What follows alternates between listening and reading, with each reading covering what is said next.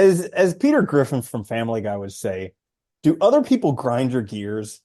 Well, they certainly grind my gears a lot. And today's episode of the Existential Stoic podcast, we're going to be talking about hell is other people. This is the Existential Stoic podcast. I'm Randy. That's Danny. What's going on, Danny? What's up, Randy? Yeah, we were just actually before we started filming this, we were just talking about some situations in recent life when, you know, as enlightened as we are and as existential stoic philosophers as we are, we still get our nerves frayed by other people regularly. Yeah, almost whenever I go out.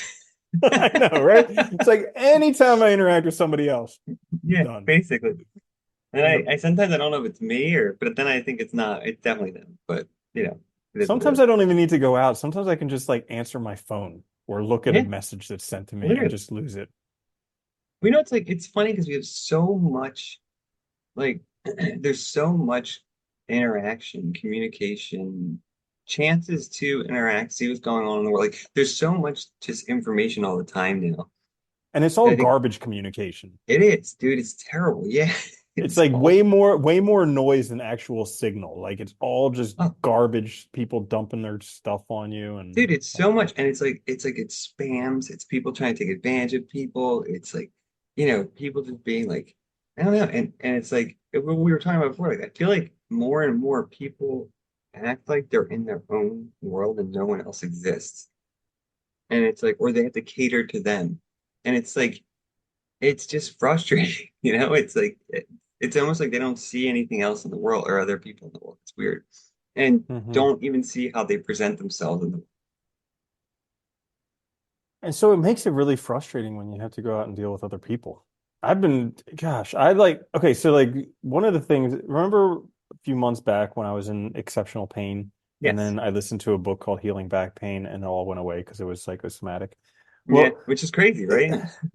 totally crazy.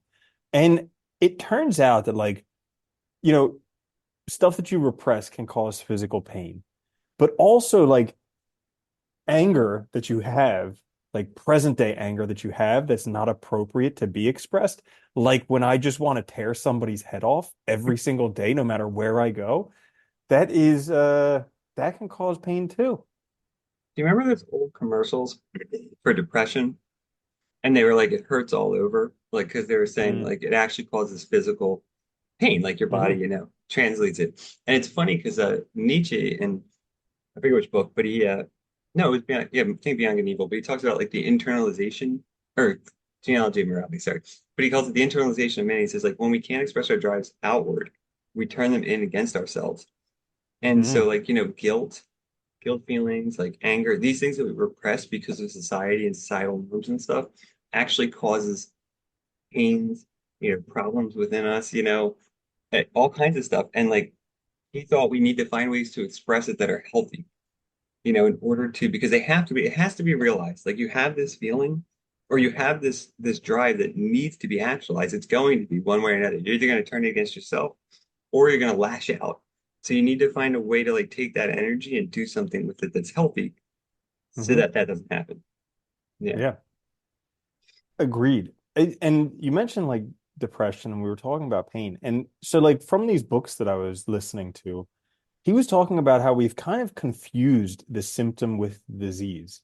So, Hmm. like in America, chronic pain has become a disease, but he says that pain is a symptom.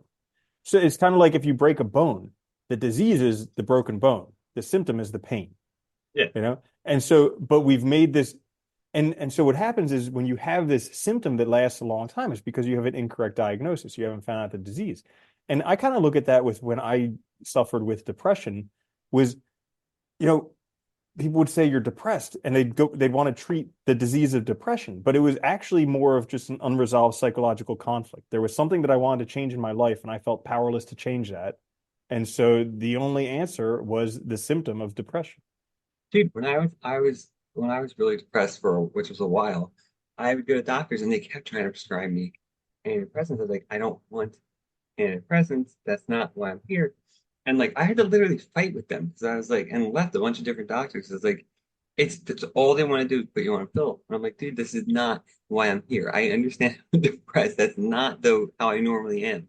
So it's not Mhm. like I don't need to treat that. I need to figure out why the hell it's what how to fix the problem that's causing it, you know? And yeah, I think you're Yeah. right. I think that's like one of the because think about it though. Taking a pill is so it's like everything else, especially in the US, right? The easiest solution.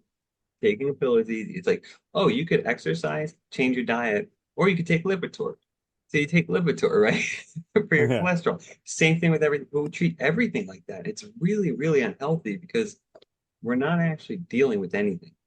We're Hmm. masking it. It's like, yeah, so Absolutely. like you're still depressed. You just don't feel that way anymore because now you're taking whatever the hell, whatever you're taking. So let's take this back to hell as other people and say, okay, so now I've got this symptom where I just get enraged at other people all the time.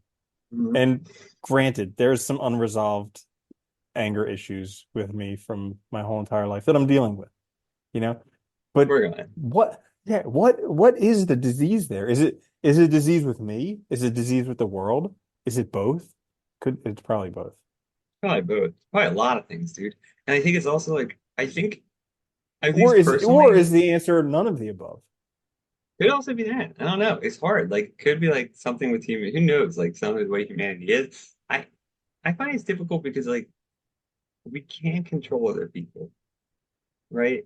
And like we also don't have their eyes in the sense that like we can't see the world exactly like they see it.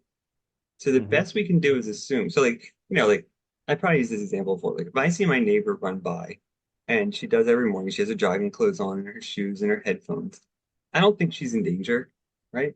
Because I can make an assumption based on the fact that she's like wearing her exercise clothes and whatever. And I think we do that to the best of our abilities, but like in most situations, we don't know everything going on. So it's really hard and therefore frustrating because we don't understand why people are doing what they're doing. And you Hmm. can't make them think like you? And it's like, so there's that side of it. I also think most of us probably recognize a lot of things that we think are wrong in the world that we can't fix because of other people, or like, or the Hmm. solution seems so clear, but nobody's doing that. And I think that's also a huge frustration, if that makes sense. Yeah, totally. You know how people say that like humans are a social animal, and like they're Aristotle always like, said that. we need to live in community. And it's like I think that we've gone beyond the community wrong in both ways. Like one, we live too close together in two large cities that we were Yeah. never meant to interact with this many people. And then at the same time, while we're living in this crowded area where we're not supposed to meet this many people, we have less actual real relationships than we're supposed to. So we've gone completely wrong in both directions. And we're just Yeah. totally screwed and it just rubs us the wrong way all the time. Well, I think that's the other problem, right? We misinterpret like associations or acquaintances as real friendships because you're around so many people. And like I think a lot of people don't have real friends. I think they have a lot of Oh, dude, acquaintances. totally. Yeah. And it's a very lonely way to live because you don't have people that you're really talking to or talking with or like actually like know anything about. But like at the same time, you can't have that kind of relationship with a lot of people either. It's hard because it takes too much out of you. Sorry, to let me talk. It takes too much out of you, you Mhm. know? It does. It takes a lot of energy to do that. So it's like, what are you gonna do? I mean, I think this is Aristotle talked about that too, because it's like the idea that, like we really are better with small groups than with huge, huge numbers. And like, yeah, I don't know. It is difficult.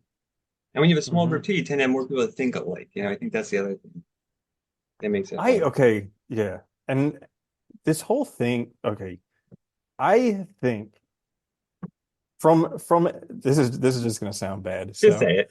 No, whatever. okay. So like you may have heard of this thing called imprinting, where like when an animal's young, it'll Oh yeah. imprint whatever it comes in contact with first, because that'll be like, that's like me, that's going to take care of me. So like you'll hear about that with ducks and like humans and all the different types of stuff. They relate with whatever's like them because Yeah. they figure that's how I'm going to survive. It's why you can And also have sometimes an animal of one species that raises another, right? Because there is that imprinting on the young. Yeah. Yeah. And so up until roughly 1800s, maybe 1900s, people really only lived with people that were like them. They didn't travel far. Same They religion. lived with family, and there were even like clan wars. So it was very just tight family. And now all of a sudden we're supposed to integrate with everybody.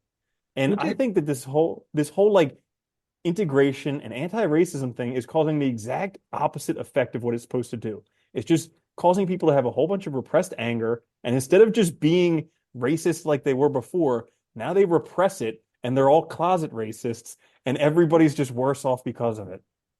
Well, it's funny because, dude, you look back in time, like when like religion was opened up to different religions in like different parts of the world, you immediately had violence. Like immediately, because like all of a sudden now you have distinctions of groups and stuff like that. And like, yeah, I mean, there is something to that, I think, and I think it's great, I think, that we should want to like understand other people and all of that, but like you can't force it either. And you also can't take a bunch of different things and just make them the same. Make It them the doesn't work. same. Yeah, it doesn't Yeah, work you because then guess can. what? Because then they don't have all those differences anymore. It's like Yeah. culture, beliefs, all of that is just would either be gone completely and you have something different, or they don't mesh. I mean, that's the problem. Yeah, it is. It's really interesting. Well, it's Hmm. like that's why they called it the Great Experiment, right? The US and like because it is crazy in some sense because you have a lot of competing interests essentially, right? And a lot of misunderstanding because, like I said, you can't get into somebody else's head and see the world from their eyes, which would make more sense. All you can do is make those assumptions, but the more there's a difference between you and the other person, the harder it's going to be to make the correct assumption. Hmm. If that makes sense. Yeah. And it's like there's a saying that people always do what they're incentivized to do. And so like all of these companies and all of these products that we use, particularly the free products that we like Google and Facebook and TikTok and all of these, they're not doing that out of the kindness of their heart. They're doing that to sell you stuff. So like Yeah, literally everything that you're interacting with on a day-to-day basis has the ulterior motive, and they're very, very good at it, of making you buy stuff. And yeah, every opinion that you have is just being influenced to make you buy stuff. yeah. And that's the other problem too, I think, though. That's the other frustration is like you're always being sold stuff nowadays. Like I was just talking about this. There's ads everywhere. You can't get away from it now. Even when you pay for services, there's ads. Dude, It's like even in the insane. messaging apps, like in the Yeah, messaging apps, there's ads. It's like you can't do anything without no. ads. Yeah. Yeah, and I think that's the other thing. And then on top, when there's not ads, there's scammers trying to. It's like there's constantly people trying to tell you what to think, what to buy, what to do, and it's like, yeah, it's overwhelming. I think there is too much noise. Maybe that is it. Hmm. Yeah. Yeah, it's crazy. Yeah. Well, the Tao Te Ching says some good stuff about like, I don't know, doing Hard to away think with of when you everything. can. Yeah, hard to, just getting rid of just burning. It's Well, funny. it Yeah, says something. It's like get rid of profits and economy, and thievery will go away, something like that. And yeah, lots I of look things would at go away. I kind of look at all of this stuff like thievery because we have people like stealing your data all the time. We have people trying to steal your attention. And so, but like they're all doing it in the with the motive of profit, of business, of all of Yeah. that. You do away with that, and then there's no reason to Yeah, well, steal. that's the funny. It's funny. That is the funny thing. Like, there's so many other ways we could organize and do things that would get rid of so many of these problems. But people are afraid of it because what the one thing you would lose is that easy way to distinguish between those who have more and less. And I think that's what scares people. It's Hmm. like crazy, but that's like it's sad because it could be a lot better. It's like Hmm. it's funny. But this is like, when I was teaching I always hate teaching environmental ethics sometimes because it's like we could solve all these problems so easily if we work together. But that's like the hardest thing to do. Like, because Hmm. all these countries are like, countries are like individuals. They all have their own self-interest. They don't want to work with anybody else.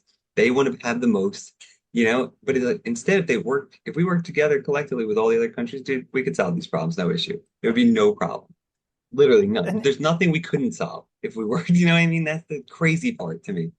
and we have the Literally nothing. technology nowadays to be able to work together. Like that Yeah. always blew my mind when I would travel different places is you would go to different countries and there's different stuff available on Netflix.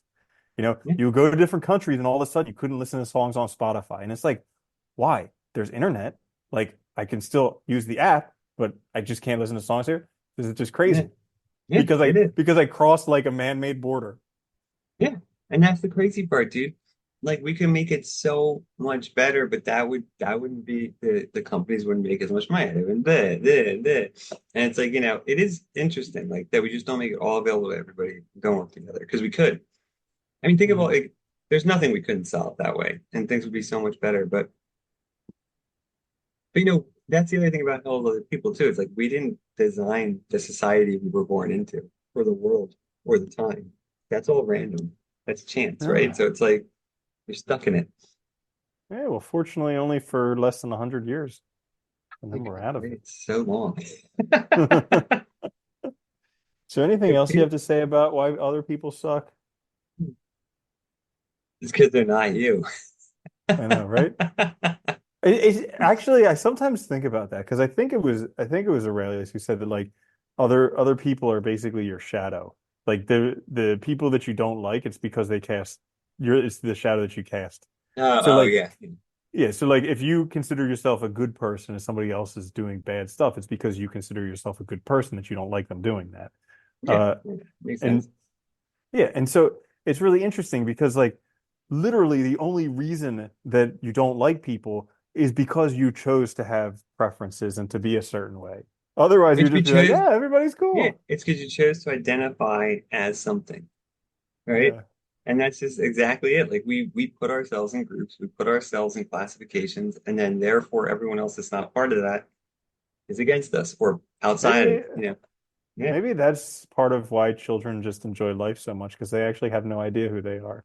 Well, And they're that's just like, why, yeah. ah. Well, it's also why like Buddhists, I mean, literally every philosopher and every, you know, wise thing they say, like, like you got to become like a child because like they go into new experiences without preconceptions.